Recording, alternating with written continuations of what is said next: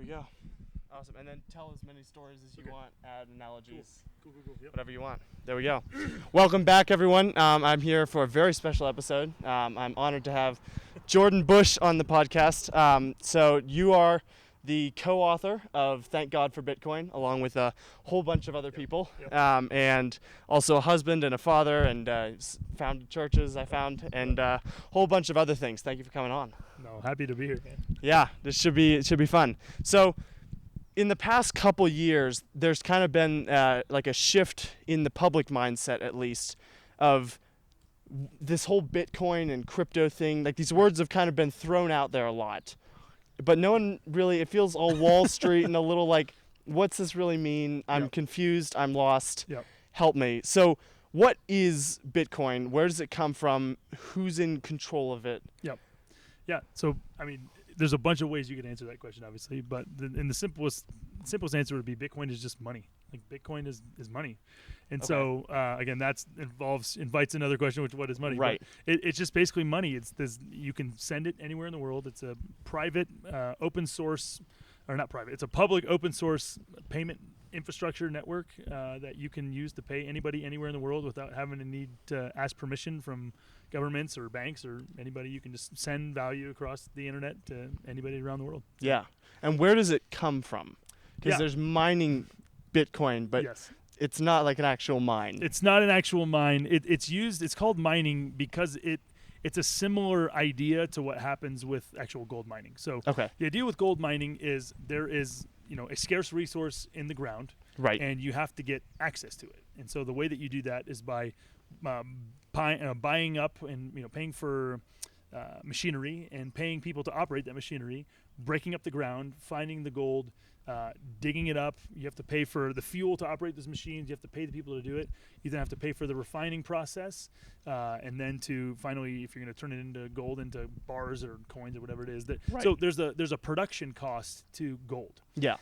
In a similar way, there's a production cost to Bitcoin. There are only two ways to get Bitcoin.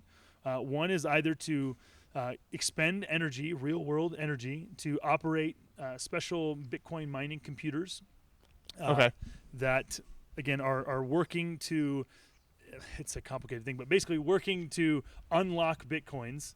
And they're basically going through a tremendous amount of computing power it's more complicated than this, but to guess a number. And so if they're the ones to guess a number, in the same way that it's not this crude, but people are guessing where gold is. They're going around.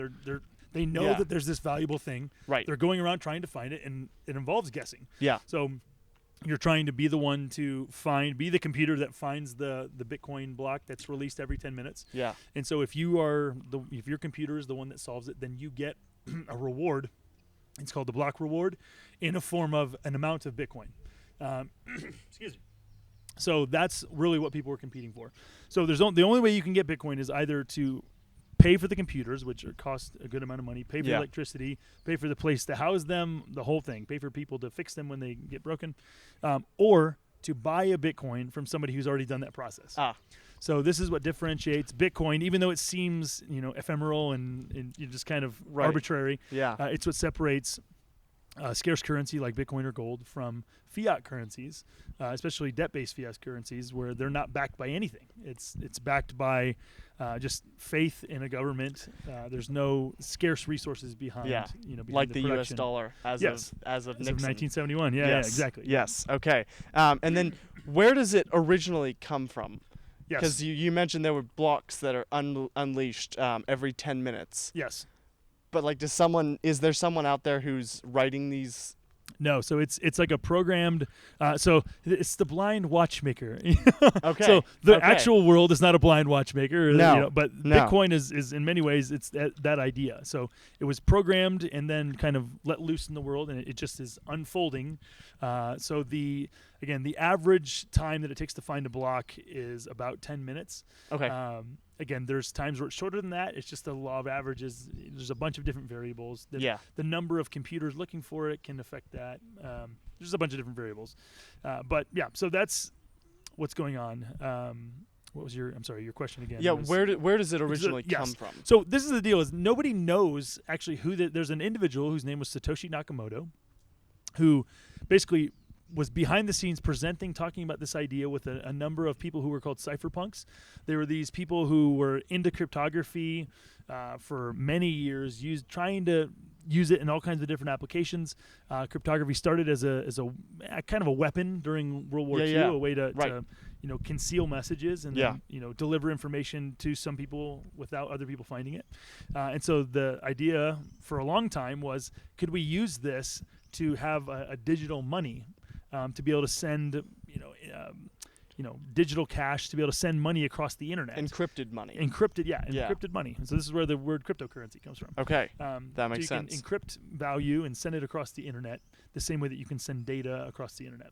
Okay. It's an idea that was thought about in, it was a problem that people wanted to solve for a long time, but it just took until the creation of Bitcoin for them to be able to do it in a way that accomplished and overcame some of the different barriers. So. Right, and similar to unlocking like a code from the Germans back during World War I and II, it's a very valuable process. Yes. I mean, Bitcoin has risen and fallen a lot. Yes. But it's overwhelmingly more valuable than even gold or especially the U.S. dollar. Yeah. But in a similar vein, if you unlock a Bitcoin, it's going to change price. Yep. Right. But also, it's not really universal in the same way that the U.S. dollar or even gold is. So, a town in the middle of Kansas is probably not going to accept Bitcoin as if you want to buy a Coca-Cola. Yeah, and so but I think what you're describing is immaturity versus inherent flaw or something. So, the example would be this: if I were to tell you humans are incredibly valuable, and then you see my 3.5-year-old son, he's not going to be as useful as a 20-year-old is. Right. And so you can be like, listen, you this guy is not valuable at all. And it's no, it's not true that he's not valuable. He bears the image of God, which has value. But it's just a matter of Bitcoin is immature. Bitcoin's only existed for 15 years. And again, there's no governments who are forcing people to use Bitcoin the way that they are, the way that the United States forces people to use the dollar, or it just is a different thing. It's completely voluntary, with the exception of El Salvador, which made Bitcoin legal tender a couple years ago. Every Bitcoin transaction that's ever taken place has been voluntary, so that separates it from national currencies and stuff like that. So, but again, even that's not strictly true, because money has not always been political. Gold was money before it was political gold. Yeah, gold is universal money. Yes. Anywhere you go. They could use gold as money before they ever put a stamp on it. Right. That's just the reality. Before a national stamp was put on it. Yeah. Yeah, that makes sense.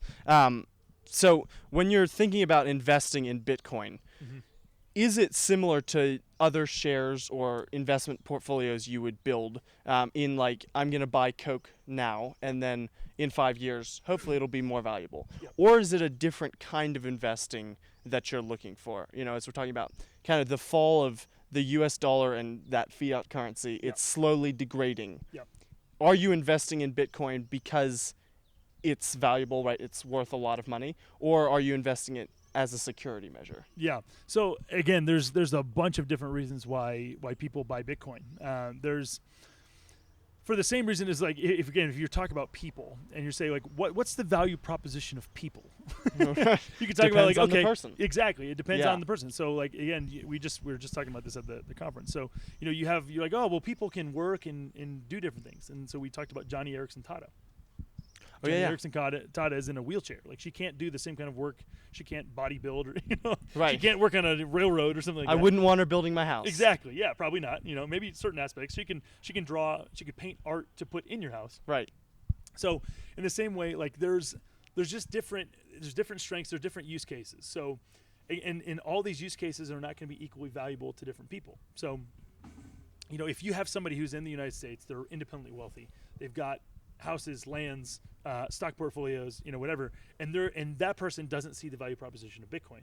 Well, they can be forgiven to a certain extent, because they have all kinds of other things. Now, you have other people.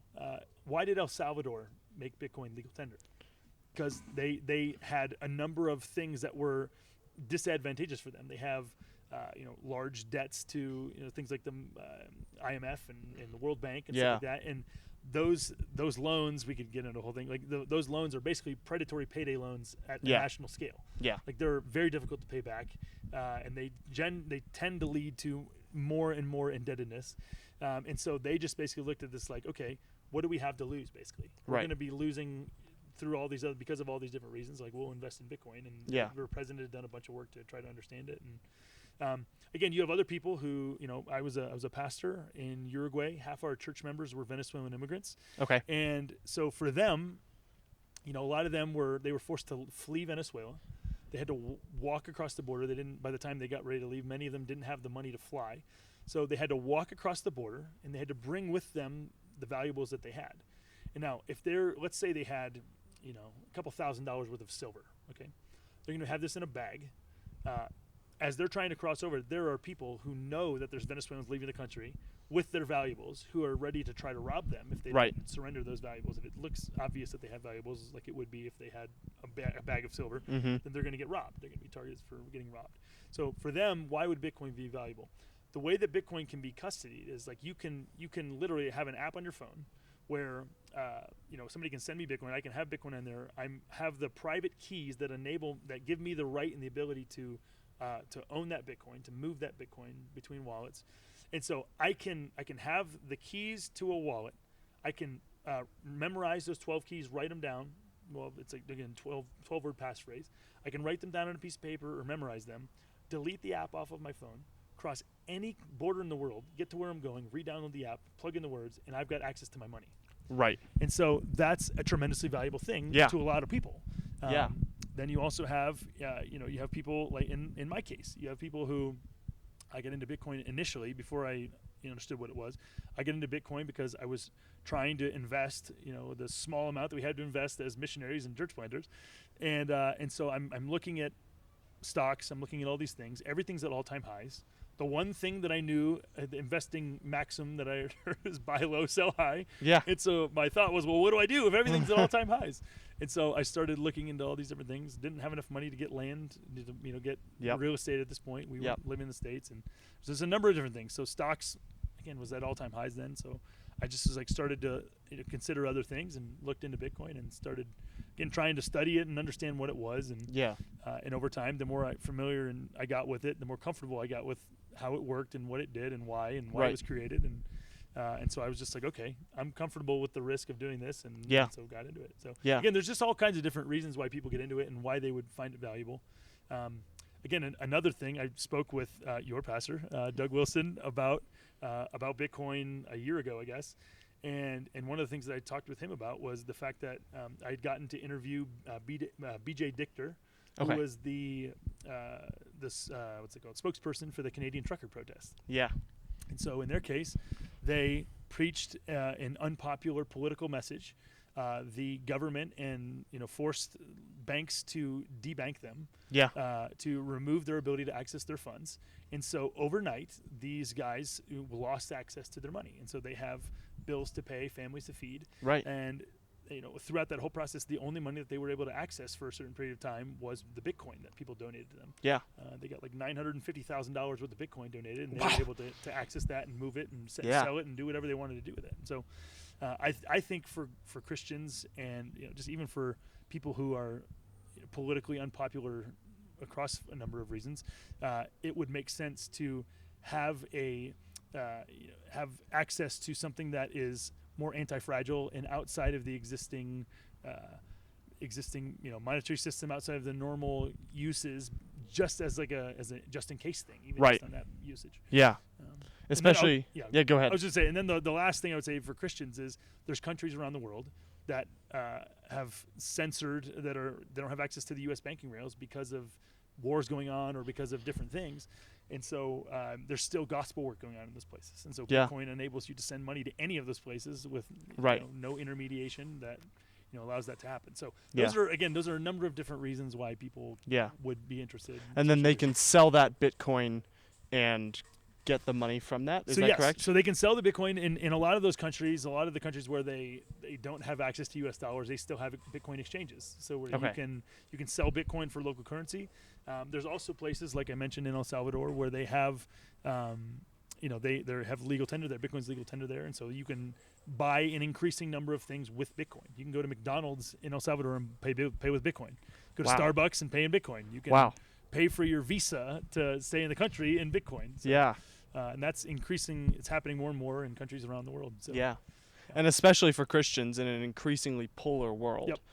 You know, the world is kind of, as C.S. Lewis put it in his in That Hideous Strength, the world is coming to a point, right? There, you either become more good or more evil, and there's less and less neutral. And so having the security of Bitcoin is such a vital thing to be wise and thinking ahead, because it will happen. It will come for all of us. And which admittedly sounds insane, because you're like, people are like, it's so volatile. And it's like, yes, you know what else is volatile? Children. Yes. And so for the same reason that it would make no sense to not have children because they're going to experience volatility, it doesn't make sense to not have access, in my opinion. It doesn't make sense not to have any exposure to Bitcoin on the grounds that it's volatile, because most of the volatility has been upward volatility. So I just think, again, living things are volatile. Dead things are perfectly stable. Like this is you know, you don't want perfectly stable things. It just doesn't make sense. Even gold, although it doesn't flux a lot, it does flux some. It does, and it would be more volatile than it is, but it's controlled through like the futures market and different things. But the better example of this would be food. Okay, so I give this example to people. Imagine aliens came down. Okay, they don't know anything about Earth, and they see you eating, and they're like, "Well, where did that food come from?" And you're like, "Well, I grew it outside. You know, I planted a seed. I put water on it, and then a few months pass, and it just grew out of the ground." They'd be like, "What? What do you mean?" I'm like, "Well, how did you know that it was going to come out of the ground?" And you're like, "Well, there's no guarantee, but just the way that things work, like it's worked every other time." Yeah, and there's like basic principles that operate. You heat, light, or heat, photosynthesis, water. You know, you provide these parameters, and generally speaking, things go right. And so then they're like, "Well, okay, yeah. So you just always have food like that? It's just always ready?" And they're like, "Well, no, actually, once a year everything dies." You know, and they're like, "What do you mean it dies?" And you're like, "Yeah, no, once a year everything dies, and then we have to plant again." Got to retry. And they're like, "Well, how do you know it's going to come back?" And you're just like, "Well, there's no guarantee. We don't have like some signature." And sometimes it doesn't. And sometimes it doesn't. But like this is just this is just how things are. Yeah. And so we don't think twice about that, or at least in the West, we don't think twice. There are places where they do think twice. You do think twice. We don't think twice about that, even though that's how all of the food you've ever eaten has come about through that type of process. Yeah. So this idea of like safety is a myth, like security, certainty is a myth. There's no such thing as a risk-free investment. Right. You don't know. Again, you could invest in anything, and there could be something that goes wrong to where you lose your money. Housing in 2008. Exactly. And things go horribly wrong. 100%. Stock market, bonds. Like there's people who bought bonds and then the country, goes under. Like there's just lots of things. The idea that there's this risk-free return is a complete misunderstanding of the way the world works. Right, and especially in the U.S. because we have so many levels between the farmer growing the food and me eating the food. 100%. So it feels more safe. It feels more secure than if it's, here's my vegetable. Yes. Look at it. Yes. If that doesn't grow, we're not eating. Yes. So there's like a couple levels between, so you don't. And most people don't see that. Yeah, the term is called like diffusion of responsibility. Yeah. So you don't think about it because you're not the actual one producing your food. Right. You're outsourcing thinking about that and outsourcing the risk and all of the potential angst that could go into thinking about, oh my gosh, if I don't have food, I'll die. Which is generally a good thing. Yes, which is generally a good thing. Yeah. Absolutely. Yeah. So you mentioned the Canadian trucker protest and how the government kind of wiped their bank accounts, and they're ours now, and that's happened with a bunch of other people. Actually, somewhat recently, we saw it happened with Andrew Tate when he got accused of all sorts of things, which he may or may not have done. Yeah, but it wouldn't surprise me. But but he did. He lost his bank account. He lost all of that. How is Bitcoin more secure than a traditional bank? Can the government not just take your cryptocurrency? No, they can't just take it. Now, what they can do is, and this is like in the cases where like if they seize Bitcoin, like if you're worth going after, they can follow you and try to figure out where you store your keys, and like they can try to do stuff like that. And again, depending on the measures that you're using to custody your Bitcoin, they can have success in that. But even more than that, the way that they can track the money itself and like where it's going and penalize you after the fact for moving money. But in terms of like the actual ability, to stop it, like they can't really stop transaction unless they trick you into sending money to some other place or something along those lines. Okay. But yeah, just in terms of how it works, the difference would be, again, it's an open source ledger. It's an open source, project. And so, whereas like it's the difference between an internet and intranets. So intranets are closed things that are centrally controlled, and that's what banks are. Yeah. That's what these banks are. They get, national oversight. They get oversight of these banks. That's why if someone steals money from your account, they can just credit your account. Right. It's because it's not actually a scarce resource. They can just create more and just, credit to you while they figure it out. Right. Whereas Bitcoin is a scarce resource and it's an open source protocol, and it's not that there aren't points of mediation, but you can custody Bitcoin in a way that you're not relying on like the equivalent of like a crypto bank or something. You don't need to leave your bank. Like with your bank, you store your money in an account, and your bank basically lets you have access to it if they feel like it. Yes. You can custody Bitcoin in a wallet that only you control the keys for. It's under your control, and so you're the only person who can move that money around. Yeah. And so generally the only way they could get in there was if you told them the key. Yep. Yeah. Okay. Exactly. Or that again, makes more or sense. if they saw you, like they were able to get access to you during a time when you were moving money or something like that. Hacked your phone and took the password, something like that. Yep. Yeah. Okay.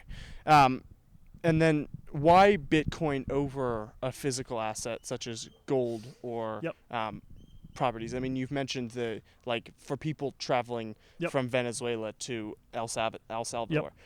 Most of us aren't traveling from Venezuela to El Salvador. So why is Bitcoin a better investment than gold, or is it? Yep. So I would never say.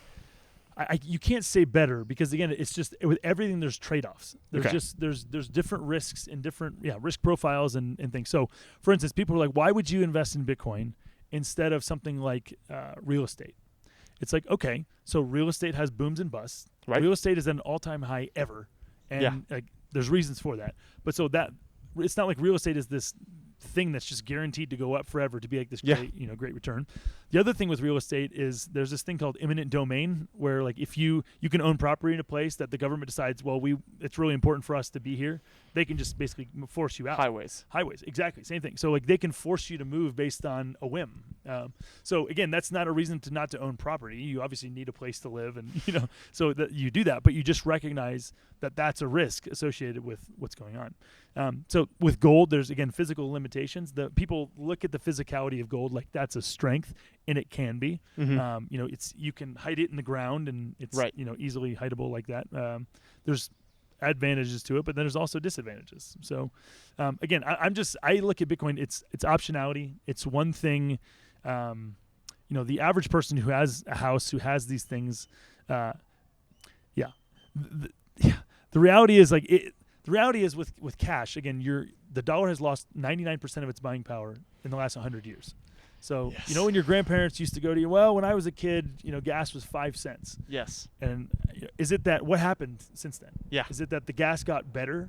It's actually, no. It's actually the gas hasn't gotten better. It's actually less gas now and more, they add in vegetable oil and they do other kinds of stuff. Right. So it's actually less gas, but the currency that you're denominating the prices of that in has gone down in value. And so, like, it's lost a tremendous amount of value, and so it requires more of them to buy the same amount of gas. So, again, there's depending on the commodity, depending on what the thing is, there's different reasons for stuff. But as a broad thing, the purchasing power of the dollar has gone down a lot. Right. Whereas Bitcoin and the credibility of the United States has gone down a lot. Mm-hmm. You look at, in 1944, they passed the Bretton Woods Agreement, where every country or most countries in the world agreed to use U.S. dollars as their reserve currency instead of gold. And over time, the United States abused that privilege, and increasingly countries are not willing to denominate trade in U.S. dollars because of how much debt the United States have. Yeah. Because they've pretty much fought endless wars for a long time. Yep. And so you have countries like the BRICS nations who are choosing to denominate their international trade, including of oil, in a basket of currencies or in gold or different things. And so as the demand for the U.S. dollar goes down, then its value goes down. So Bitcoin is something that there's a scarce number of them. There's only 21 million Bitcoin. There's like there's like 55 or 60 million millionaires in the world. So there's not even enough Bitcoin for every millionaire to have one. But that's not a problem because you can buy $5 worth of Bitcoin. Anybody can buy any amount of Bitcoin. You can buy a percentage of it, which is nice. You were talking about Bitcoin is much more rare than the U.S. dollar. Yeah. And the U.S. dollar's lost so much of its kind of its status in a way. Will the U.S. dollar ever make a return, do you think? And if so, how would that happen? Yeah. The question is, how do you gain back credibility once it's lost? Yeah. Like trust. The reality is what is money doing? Money is helping mitigate trust. Like money is it's a trust substitute. It's providing value instead of trust. So, if some stranger said, "Hey, can I stay in your house?" You'd probably say no. But the entire prospect of the entire proposition of Airbnb is you let strangers stay in your house. Now, why are you willing to do that? Because they're giving you money. Right. So money overcomes what would be a complete natural hesitancy. A natural refusal to let some stranger stay in your house. So that's kind of what money does. So if the dollar has lost credibility, which it has, and by losing credibility it's lost value, then how would it regain it? Well, again, there's good answers to that question and there's poor answers to that question. The good answer would be, well, they start paying off their debts. That would be fantastic. $35 trillion in debt. Yeah. So you could start paying down those debts and not operating your government at a deficit. You could also stop bombing these countries that are using your. That would also be nice. That would be something that would motivate people to do unto others as you would have them do unto you. Like it's not complicated. Yeah.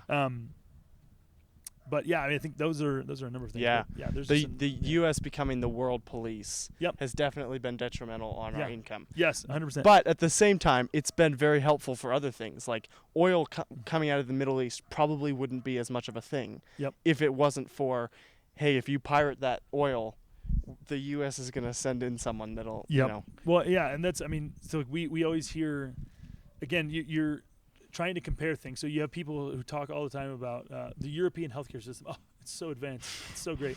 Yeah. Again, we could afford to have an awesome healthcare system like that too if we were outsourcing our national defense the way that a lot of those Nordic countries are with NATO. Like NATO is basically protecting them. NATO is the United States. Like providing money and weapons and all these things to protect things. So they don't need to fund their own national defense apparatuses. They can just take that money and put it towards whatever they're doing. So again, it's not apples and oranges comparisons. Yeah. And so the United States continues to, if their credibility continues to erode, then people are going to continue to look for other alternatives. The dollar is still incredibly valuable today. Mm-hmm. There's still, I compare it to, this is a very un-PC explanation, but I compare it to, it's like the world's worst beauty competition. You don't need to actually be pretty. You just need to be prettier than the other people next to you. And compared to a lot of almost every other currency, the United States dollar is still head and shoulders. It's like hikers outrunning a bear. Yes, you don't need to be the fastest. You just need to be not the slowest. You need to be faster than Jackson. Yeah, there we go. So how would the U.S. begin to pay off their debts? Yeah, so that who are we in debt to? Because there's a lot of we're in debt to China. Yep. But there's also we're in debt to U.S. citizens. Yep. How do we start paying that off? Yeah, so you need to have some sort of fiscal restraint. So you just again produce more than you're spending. Right. And the problem is the United States has made commitments to fund things like Social Security and fund pensions, for Social Security and military and all kinds of things that the prices of those things just keep going up over time because of cost of living adjustments, because of all these different things. The actual cost of Social Security when it was first passed was designed to be a supplemental thing. It was never meant to be the main thing to take care of you. And now by a lot of people it's thought of as being it's the primary way of that they're going to be cared for in retirement, which is insane. So again, there's just a lot of structural things that would have to happen. There's a lot of them. Becoming more fiscally responsible. Yeah, it's not complicated. It's just producing more than you're spending. Right. As my dad is fond of saying, if the U.S. was a business, it would be out of business. Yeah, 100%. Yes. Yep. But again, so the question is, why have they been able to do it? And it's because they have lots of guys with big guns. They threaten war, and so. Yeah, that's a big why we've been able motivating to do it. J. Robert Oppenheimer. Yeah, there you go. That's why. Yep. That's why. Yep. Yeah. So what originally kicked off your? I mean, there's been more of an incline, at least on Twitter, of mistrust of U.S. government and therefore of the U.S. dollar and some of the other things that are involved with the U.S. dollar. What kicked off your original mistrust of the U.S. dollar that kind of led to your Bitcoin adventures? I mean, honestly, well, first of all, I didn't know that this was why, but we moved to Uruguay and half our church members were Venezuelan citizens. And so just seeing that their currency be hyperinflated and then learning that, I mean, almost every currency in Latin America and many other places around the world have hyperinflated 3 to 4 times since 1971. Oh, and wow. So just understanding why that happened as I looked into that and understood the dynamics and 1971 when we went off the gold standard and going back to Bretton Woods and just how that works, you just realize like, okay, this is not magic. Like this is just what happens. You promise people free money. You know, a lot of these countries, someone has to pay. Yeah, somebody has to pay, and they have to do that somewhere. So the way that there's 2 ways that governments can get new revenue. It's to raise taxes or to just create it via debt. You know, just like create it out of thin air. And so governments, convincing people to pay more taxes is hard and unpopular.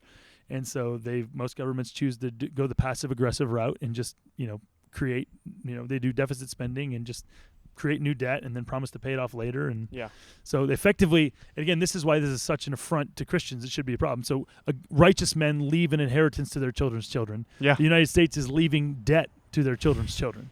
We've multiplied trillions of dollars worth of debt that's only growing. We're taking on new debt to pay off the interest on our existing debt right now. Fantastic. It's insane. So yeah, that's definitely not great. Yeah. So is the problem with the U.S. dollar and some of the other currencies we see? Is it with the government who is printing all this money and getting us into a lot of debt? Is it with the individual banks who are involved in that whole process, or is it with the form of the dollar itself, or is it kind of a combination, a horrid combination of all three? Yeah. So I mean, so the form of the dollar tremendously matters. Not all money is created equal. Right. So for instance, you have for a long time and for much of human history, you've had either gold or silver serving as money or gold and silver backed money. And so you'd have, there's been a number of places where you've had paper currency that was backed by gold or silver reserve. So these are, you could exchange these paper representations for the actual silver or gold. Yeah. Now, since 1971, we've had a pure, fiat currency without gold or silver backing. And that's been...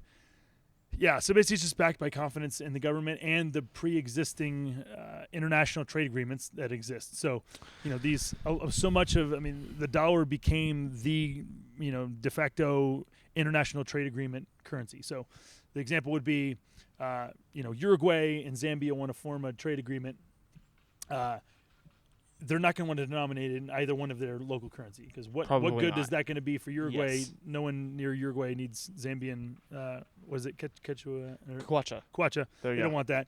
And likewise, Zambia doesn't want Uruguayan pesos. So they use a third thing as like a mediator between them, a mediating currency. And so the United States dollar has been the easiest. It's the easiest. Yeah. Yeah. So that's one reason why.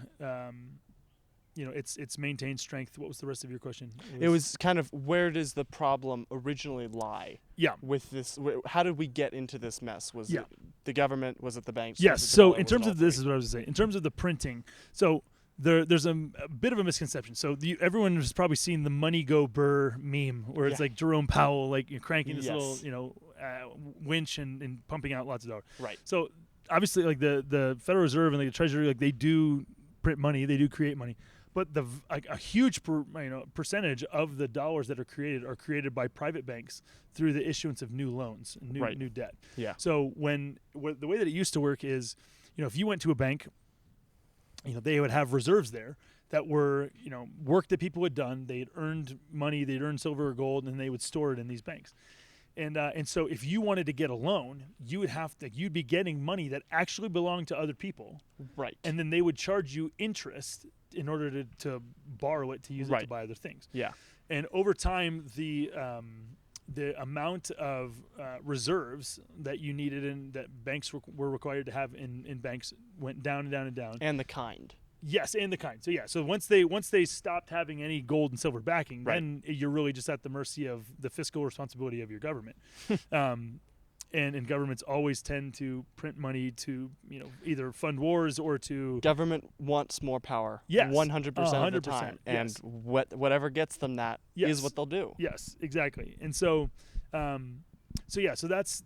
Governments are incentivized to, once there's nothing scarce backing their currency, they're incentivized to try to see what they can get away with. And so, so they just create money to fund all kinds of different things. And this is where, as Christians, this matters a lot because, the vast majority of people in the United States have their children educated at public schools. And so the government can control, the federal government can control a lot of that curriculum, and the states control some of it as well, but they can control curriculum because they're funding it. Yes. So, whoever's funding it has say over what's getting done. And the only reason the government can fund endless wars and, trans and homosexual education in all these public schools, including to children. The suitcase stealing Joe Biden admin person. Yeah. Oh my gosh. Yes. He was. So the only reason that can happen is because the government is signing the checks. Yeah. They're signing the checks with money that they're creating out of thin air and, enslaving our grandchildren, to committing them to pay off. So, so that's where you go from being, you have a currency that is the product of labor, whereas gold is the product of labor done in the past. So you do the work first, right, and then you get the asset in the end. Mine the gold or mine the Bitcoin. Yes, or mine the Bitcoin. With fiat currency, it's you get the thing first, you get the house, and then you promise to pay. Yeah. So the work is done into the future based on your promise to pay it in the past. And so it's a completely different world. One is a debt-based currency. One is a commodity or like a product-based, Yeah. And so it's just a completely different thing. And so because they're completely different, they have different rules, they have different incentive structures, all kinds of stuff. Yeah.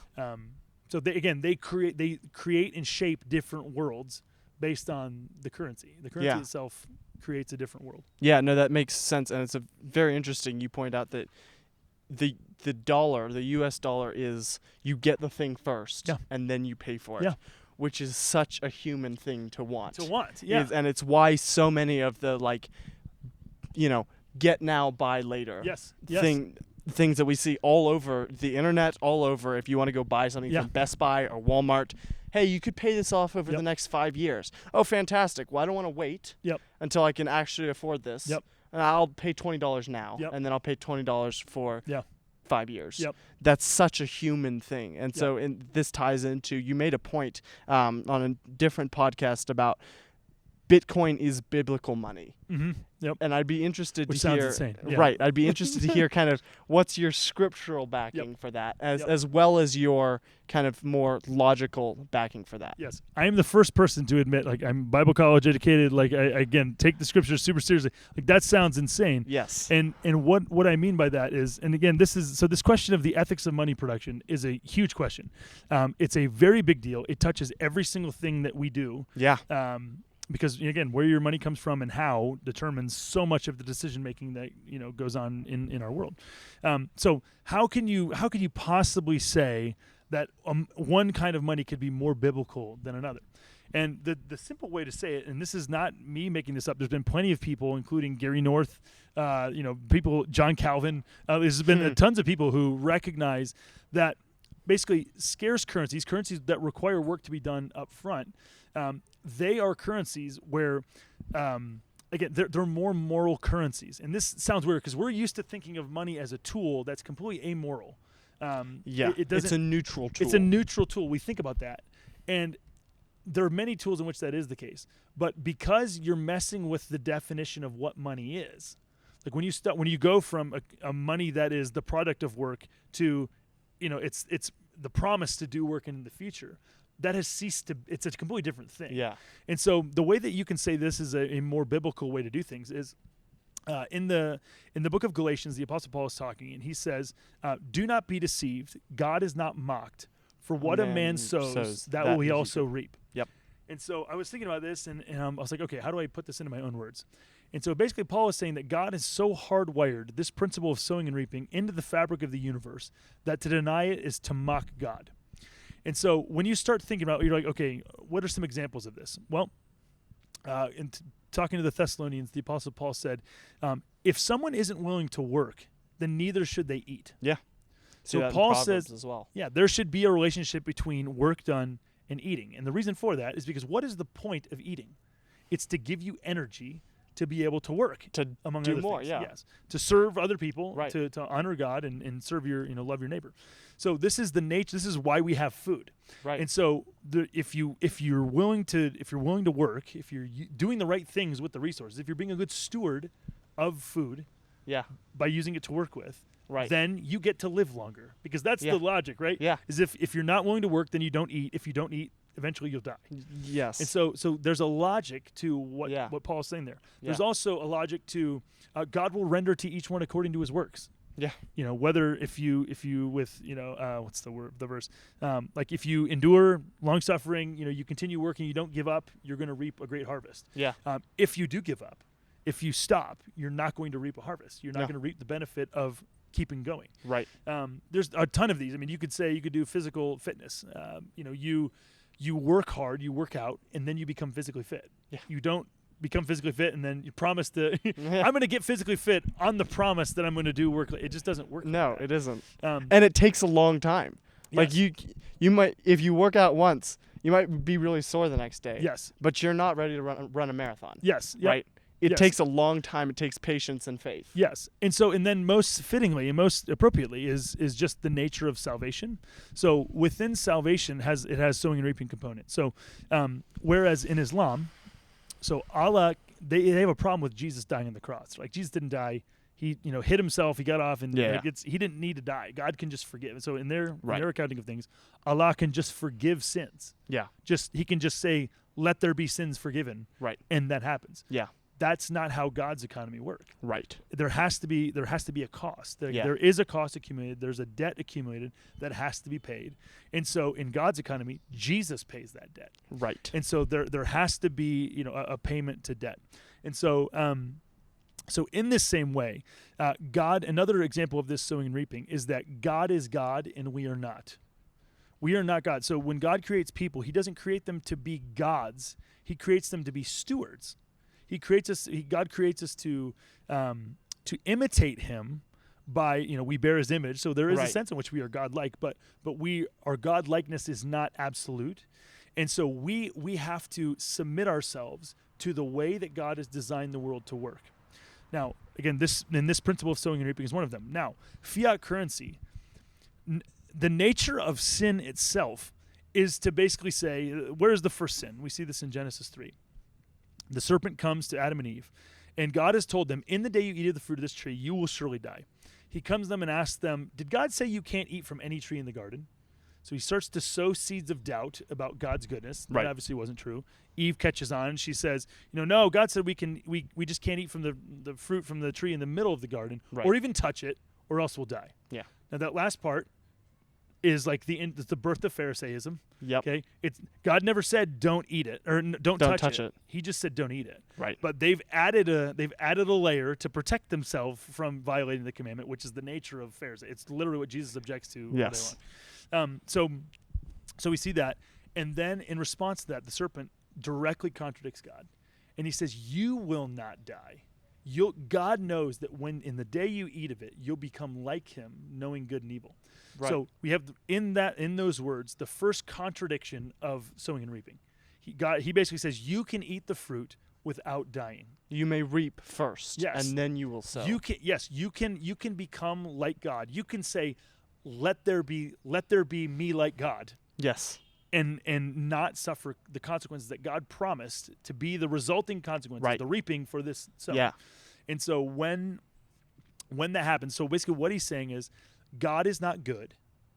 You have to watch out for God. Yeah. God doesn't care about you. Right. He's lying to you. He's actually threatened by you. Yeah. God is threatened by you being like him. Even though God literally wants humanity to be like him. Yep. We find out in the New Testament, he wants us to reign with him. Yes. He wants us to be like this is his plan. But what is the difference? It's God has a plan of maturity. God doesn't put a baby in charge of a kingdom. He wants to put a mature man to reign with him. Right. And so it's not whether or not, it's when.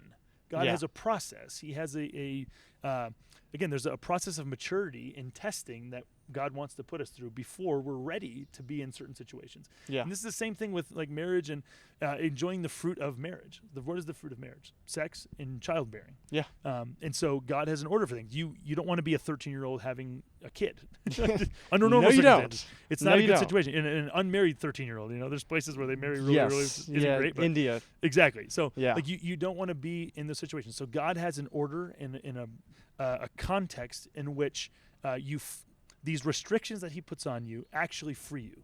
And they actually, instead of being a drag on your neighbors, they actually serve to actually help your neighbors and help the people around you. So this is the nature of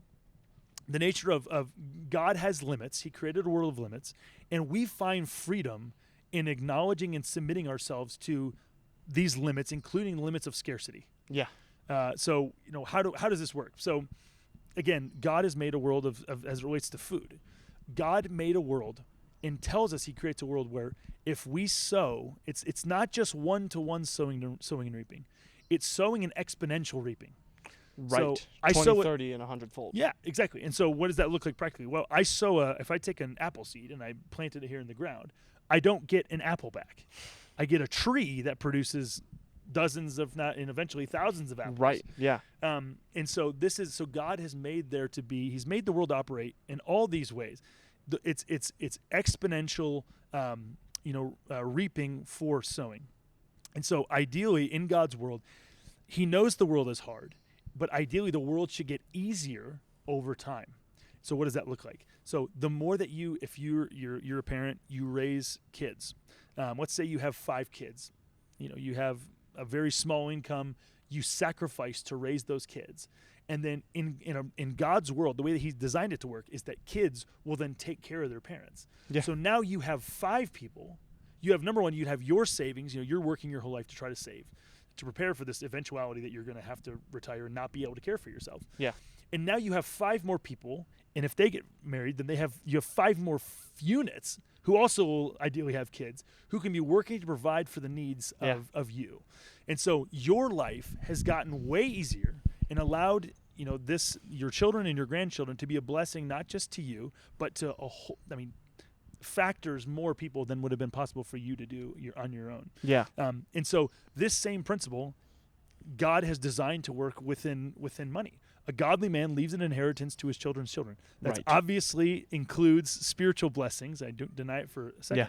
But there's also natural realities in which under normal circumstances, God has created to be a blessing. Right. And so fiat currencies that are debt-based, that eventually always become more and more worthless over time because the government prints more money to pay their debts and to do things, end up penalizing people for consuming less than they produce. It basically penalizes you for saving rather than spending right away. Right. And so it's actually penalizing obedience. And it's penalizing. It makes you disincentivizes having kids. Right. Because kids are a drag on your immediate ability to produce in a time where it's the what is it called? Your opportunity cost. The opportunity cost to raising kids and spending the necessary time that kids require in their again, you use this term, in their useless stages. Yes. Yeah. They're obviously not useless. They bring tremendous joy and all these things, but they still cost time and resources. Useful, exactly. Really. Yeah. Exactly. And so it makes it much more difficult. And it denies it even affects the way you read the scriptures, because there's so many warnings in scripture about the danger of debt. The borrower's a slave to the lender. Yeah. And it talks about the danger of debt. And in the world that we live in, really in many cases, the only way for people to be able to buy a house is to go into debt. Yeah. Unless you've had generational wealth and different things that happen. It's just very, very difficult. Yeah. And so all of those things, they structure a world into which the gospel is. And they normalize and create reverse incentives from the incentives that God has programmed the world, designed and willed the world to factor and to contain. And so by creating, by the monetary incentives creating that type of world, it basically desensitizes people to the reality of the world that God made. Yeah. By making it appear that you can do that without there being severe consequences. Right. Because they're down the road. Yes, exactly, because they're down the road. And especially when you have the reserve currency, it's the farthest down the road. Yes. So whereas all these other currencies have failed 3 to 4 or 5 times, 3 to 4 or 5 times in the last 50 years, the United States hasn't felt that. Things have gotten more difficult, but still relative to people in Venezuela who saw 100% daily inflation at different points in the last few years, we haven't seen stuff like that. Yeah. It just has happened a lot slower. But that's just the reality of what's going on. And I think one more thing on this would be, again, who can, why does this matter? As Christians should even be more sensitive to these things and should have their eyes even more widely open to these things and the cost, because we care about the Great Commission. Yeah. Jesus has literally told us to go into all the nations and make disciples, teaching them to observe all the things that I've commanded you. And the reality is that with every day that goes by, with ever devalued money that people are working and sacrificing and giving sacrificially to these causes is doing less and less with every day that goes by. Yeah, your time is becoming your time and your energy. Your time and energy less useful. And the money that you again are setting aside rather than consuming it, rather than doing whatever, is accomplishing less and less, because the real costs of missionaries and of gospel workers and of Christian schools, there's more and more Christian schools closing, more and more Christian universities closing, because they can't make the economics work in a world, in an economic environment where the currency that is being used to denominate the labor is able to be produced for almost no cost by individuals and governments and again even businesses, because we mentioned a lot of the money creation comes through the issuance of new debt. It's not just out of nowhere. It's debt that if you were a huge institution like a Tesla, you can get a lot better loan terms than somebody like me and you. Yes. What are the loan terms that we get? Well, it depends on what it's for. Mm-hmm. If it's just for normal consumption, it's a credit card, and it's likely between 19 and 24% or 23%, which is absurd. If you're looking at something like a student loan, then it's going to be 7-8%. If it's a mortgage, it's now 7-8%, whatever it is. It's much more expensive for normal people to get access to debt than it is people who are very wealthy. And so they can get, like Elon can get, probably less than 1% debt to do some of his things, which then gives him more purchasing power, more ability. The rich get richer and the poor get poorer. Right. And you hollow out this middle class, which is, again, a devastating thing to economies always. When the middle class gets hollowed out, then things get real bad. Yeah. So one of the things I found most interesting here is that there is no middle class. Yeah. Yep. That is one of the things that even before I moved here, just thinking about okay, how am I going to finance and, purchase things over here? Thinking about it, it was like, okay, you're either wealthy here or you're dirt cheap. Yep. You're dirt poor. Yep. And that is such a foreign thing for most Americans. Yep. Like, if you think about the American dream is the middle class. Yep. It's I'm going to work my way so that I have a comfortable life my whole life, and I can just do my 9 to 5 and I'll be able to support my family on one income. Yep. And that's not available almost anywhere else in the world. Yeah. And again, it's such a blessing for America. Well, so it is kind of, and then it's also going to be a millstone because, again, why did that happen?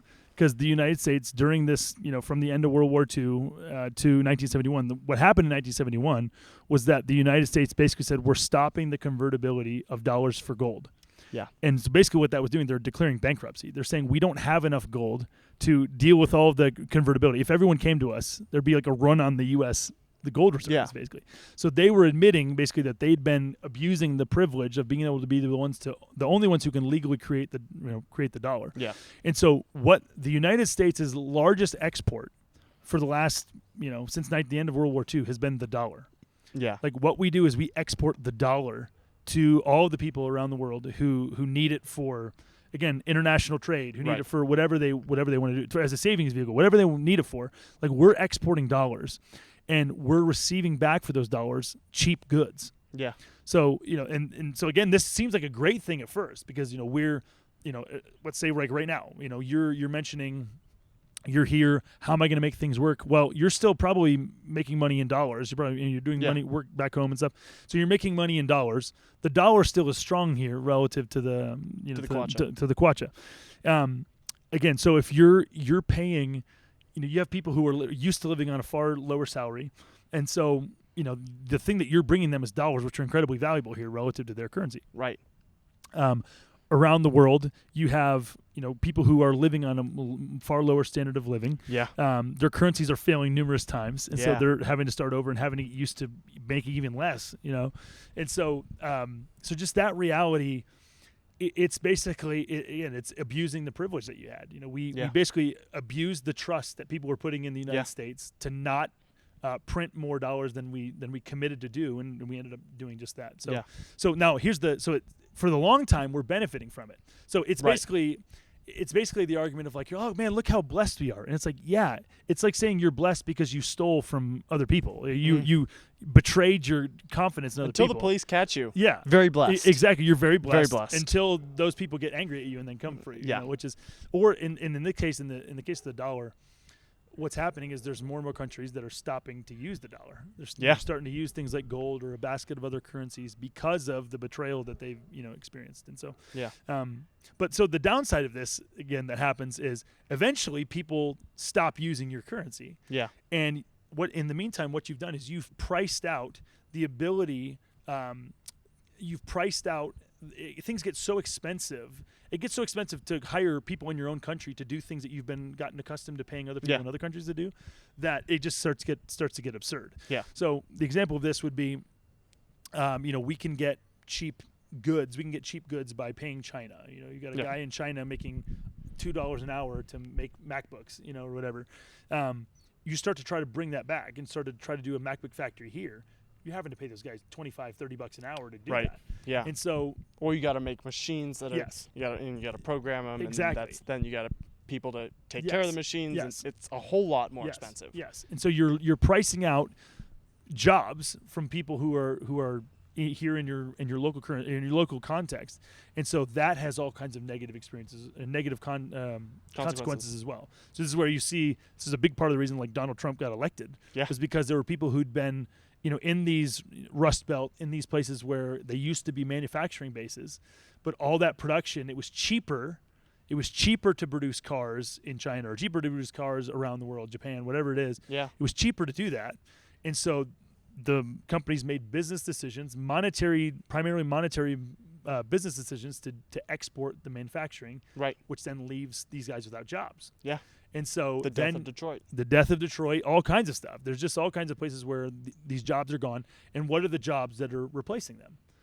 In some cases, there's not jobs that replace them unless they're willing to move, and that has all kinds of things. You have the snooty millennial response, which is just learn to code, and again, there are people who do that, but again, that works for some. Exactly. It's easy to say when you're, 17 and you've used a computer your whole life versus people who've worked in car, making a car. Exactly. Very different skill set. Yes. And so then that introduces social difficulties and political pressures that are very destructive and very polarizing, like we're seeing. So again, you will reap what you sow. There's no such thing as a free lunch. You'll pay now or you'll pay later, but you will pay. That's just how things work. Yeah. So. No, it's true. And to add on to your point about Bitcoin is biblical money, as Tolkien is fond of saying, evil cannot create, it can only morph. Yes. Right? Yep. So the incentive structure of sow and then reap. Yep. Flipping it on its head. Yep. That's the evil way of doing things. Mm-hmm. And it's also it's so attractive because every lie is, at least every good lie has a bit of truth, kernel of truth, and makes people is the thing that people want to believe. Yes. Yep. Right? If I told you that this house was worth $15, yep, you would kind of want to believe it. Yep. Because then it's like, okay, I can buy it. Yep. But then that's the incentive structure that's been flipped, and that's where people okay, well, I'm just going to be lazy. I'm not really going to, I don't want to think about it too much, because if I do, then I'll know it's wrong. And once I know it's wrong, then it's on my conscience. Yep. And as Doug Wilson is fond of saying, if you had a bunch of kids and they were playing around near a cliff, if you don't have a fence at the end of that cliff, they're going to stay pretty far back. Mm-hmm. They're not really going to, there might be a couple adventurous few who wander decently close to the edge, but they're not really going to go all the way. Yep. If you put a fence there, if you say, this is where you cannot go, right? This is off limits. Then they start to, I'm going to sit on the fence. Yeah. I'm going to look over. I'm going to see the waves down below, right? Hundreds of feet down below. That's the incredible blessing that the rules and laws, especially from the Bible, add to our lives, right? And add to our fiscal responsibility and add to our governments and all of it. As we're thinking about how do we create an economy that blesses the world, right? And America's big thing is manifest destiny, which is, it's a great thing. It is a very Christian ideal of we are going to go out there and conquer. How do you do it? How do you make your infrastructure in a way that you have boundaries, right? This is something that the founding fathers knew deep in their souls is, I am flawed. Even if I think I'm pretty good and I'm Christian and I don't want power. I am flawed. Eventually, power corrupts and ultimate power corrupts ultimately, right? Eventually, either I will want power or someone down the line will want more power. And so let's put these rules in place. That's why we have the Second Amendment. That's why we have the Supreme Court. We have all these things put in place as restrictions, because restrictions allow you to operate more freely. They allow you to operate more independently, and they allow you to operate in a more godly and in a more productive manner, in a way that brings you more benefit and more, you reap more. You plant one apple and you get 100, right? If you harvest 100 apples, you don't have the tree. You just don't. That's not how it works. And you will pay for that eventually. And there's the incentive structure being flipped has so many downstream practical ramifications that are so bad for not only us, but not only our grandchildren too, but people all around the world. Like they depend on the U.S. currency. The U.S. is the dominant global force, even still to this day. And for us to not think wisely about how can we bless those people in the future, 100 years from now, are the people in Venezuela going to be better off or worse off because of the U.S.? Well, if we're manifesting our destiny, then they should be better off because we were thinking about this in a godly way. We were thinking about this in a practical way that brings benefit to these people because we know that we're fallen. And it's such a Christian thing, and it used to be such an American thing. And so my question leading off of that is, how individually, for people who are wanting to see that change, how do we get from where we are now to where we need to be? And so I would say the first step is acknowledging you have a problem. Again, part of this, to say this, the idea that you can create money, value out of thin air. So they're creating this money out of thin air that then is able to be taken and exchanged for things that actually took real energy to produce, whether it's food, whether it's this podcast, or whatever. If you're able to, again, out of thin air, just take on debt to buy up the actual productive labor, you're lying. You're making yourself God. It's an attempt to say, I can reap where I haven't sown. I can get without sacrifice. And this is completely antagonistic with the way that God made the world, Jesus made the world, the way that Jesus talks about the world. You don't find freedom pretending you're God. You just don't.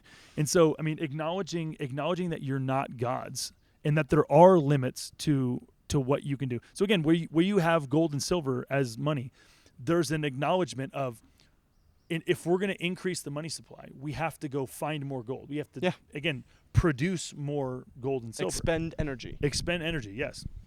And so where that's not the case, then you're going away from the principles that govern the actual world.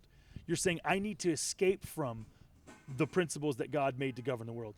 God's government, God's law that he's made is a thing to be overcome, right, rather than a thing to find freedom submitting to.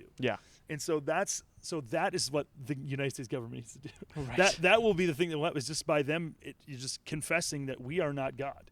And so I think when I think about when I think about central banking and when I think about fiat currency, one of the things that I think about is just like throwing yourself off, getting rid of any kind of backstop, objective thing to tell you no. Yeah. I think of Psalm 2. Because it says, why do the nations rage? Why do the peoples plot in vain? Saying basically like we're going to throw off his chains. Yeah. We're going to get rid of his restraints. We're going to become free. Yes, we're going to become free by getting rid of these restraints that God puts on us, and we're going to be gods. Mm-hmm. And it says that God who sits in the heavens laughs, and he basically says like, you're insane. Like what you're doing is insane. And so in my mind, you have all these governments who've said we can just value is just, or debt is just money we owe ourselves, and we can just create value out of thin air. Yeah.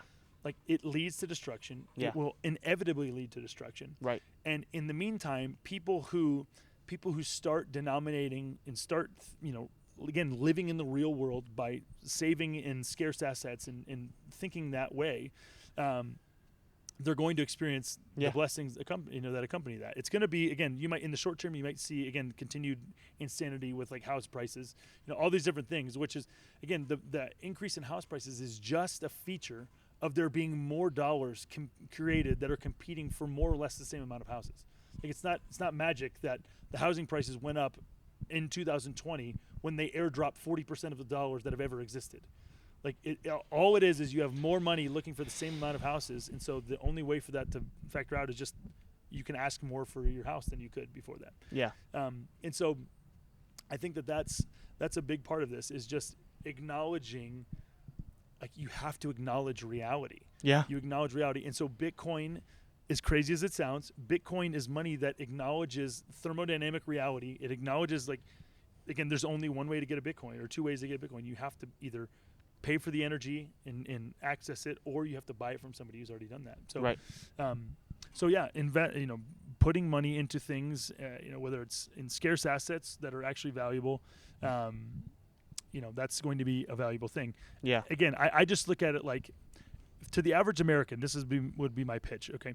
So Bitcoin has averaged, I think, like over 100% increase every year. Okay. Now, again, they're basically what it is due to the structure of it. Bitcoin has it's called a halving cycle, where every 4 years, the daily issuance of Bitcoin gets cut in half.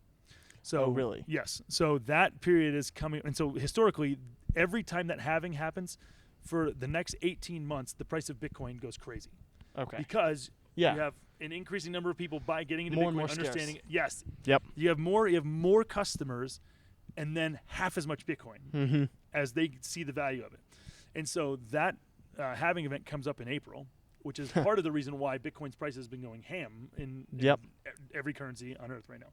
And so the thing would be this. The number of pitches would be, there are 21 million Bitcoin. That's it. There are, again, 55 or 60 million millionaires in the world. So there's not even enough Bitcoin for every millionaire to have one. If you have the means to get one Bitcoin, again, that's a lot of money. For some people, that's nothing. If you have the means to get one Bitcoin, just get one Bitcoin. Maybe let's say that if you're a more wealthy person, let's say that represents 5% of your net worth. Okay. Yeah. If Bitcoin dies tomorrow, okay, went to absolute zero, what have you lost? You've lost 5%. You've lost the opportunity cost of that 5%. But 5% losses happen all the time. Yeah. 5% is not like a crazy thing. You've had like a bad year, especially if you're young and you lose 5%. Again, that's just normal. People who lost money in 2008, they lost way more than 5%. Yeah. So if you buy Bitcoin and it goes to absolute zero, what have you lost? You lost 5%.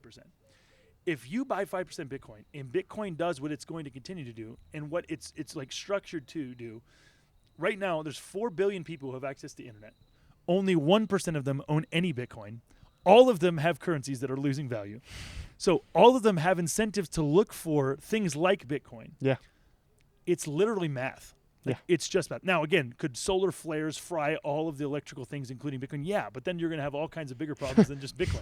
Your internet, your healthcare system is Bitcoin will be the least of our worries. Exactly. We can go back to trading cows. So for the average American, the proposition would be look at it like insurance. Yeah. Look at it like, hey, it's not at all a lottery ticket, but like here's this thing that's got a proven track record of 15 years, and again, all things being equal, it's going to continue to grow just because of the other factors that are in play.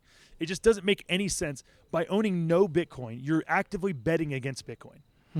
Like there's no neutral party. Like you're either think there's a possibility it's going to succeed, or you're betting 100% it's going to fail. And increasingly, even again, these government institutions and large companies are realizing that's the actual choice. Yeah. It's I'm either betting against it, or I'm hedging my bets by buying at least some percentage. A small percentage, yeah.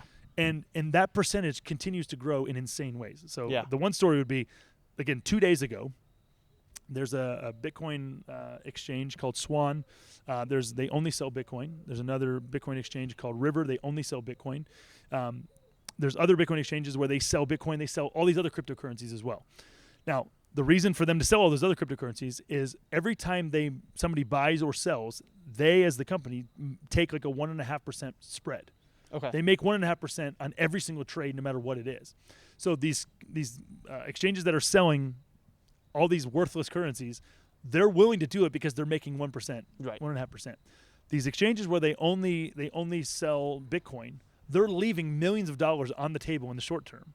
Because they're like, Bitcoin is the only valuable thing here. It's really the only valuable thing. Everybody's going to get disillusioned once they lose money on these things, which all of them lose money. And so they're basically playing the long game. They're playing the Christian view. Like, we're sitting here planning for thousands of years into the future. We're taking action based on that. And so these companies are like that. So one of the guys, there's a guy who works for a guy who I know who was at one of these. So BlackRock, one of the largest company in the world, did this thing. It was like, hey, come learn about Bitcoin. So they've started investing in Bitcoin with this ETF. So they invited people in, and we're talking about Bitcoin. They invited this quant to come up to the stage.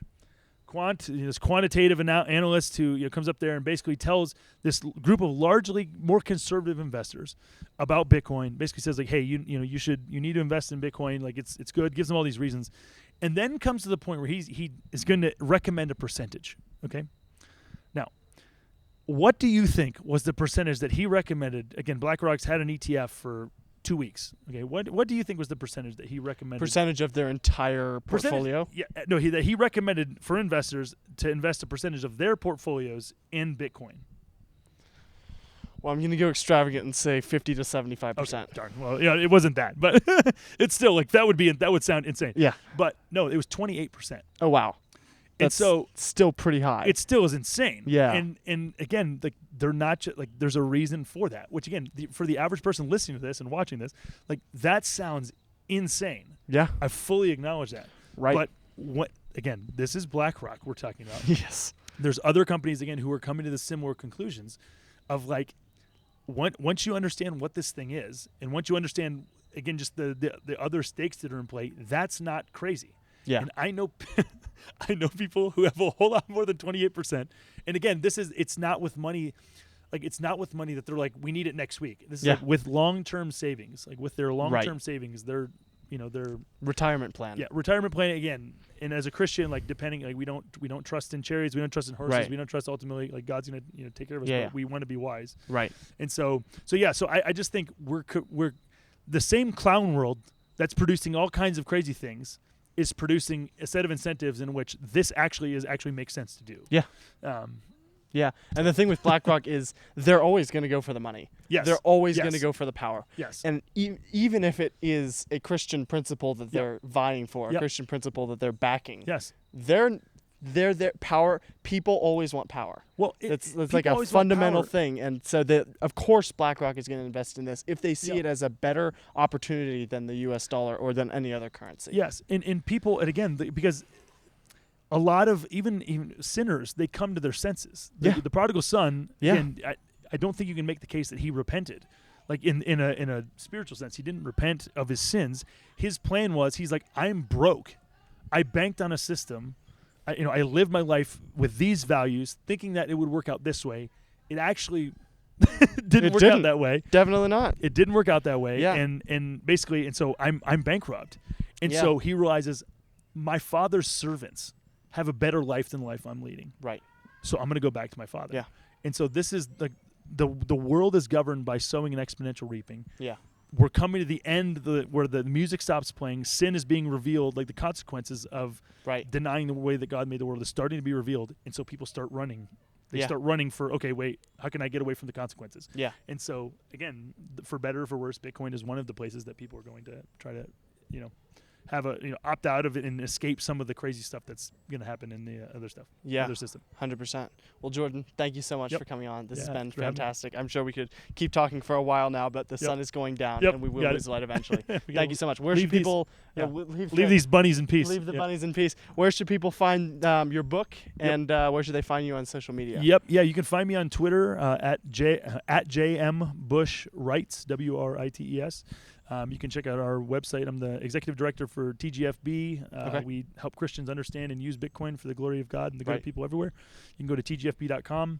And then, again, we have a conference coming up. Every year we do a conference in it's going to be in Nashville this year. We're going to have, I'm guessing part of your audience is up there in the Northwest. So Ben Merkel's going to come speak. Oh, nice. We have C.R. Wiley and Glenn Sunshine are all going to come speak. So that's fantastic. Love to see you if you're in town. Yeah. So. Maybe I will be. I have no idea. But yeah, thanks for coming on. And you can buy your book on Amazon. On Amazon, Amazon. Thank God for Bitcoin is what it's called. There we go. Awesome. Well, appreciate it.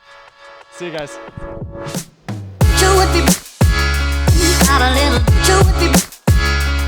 Out a little.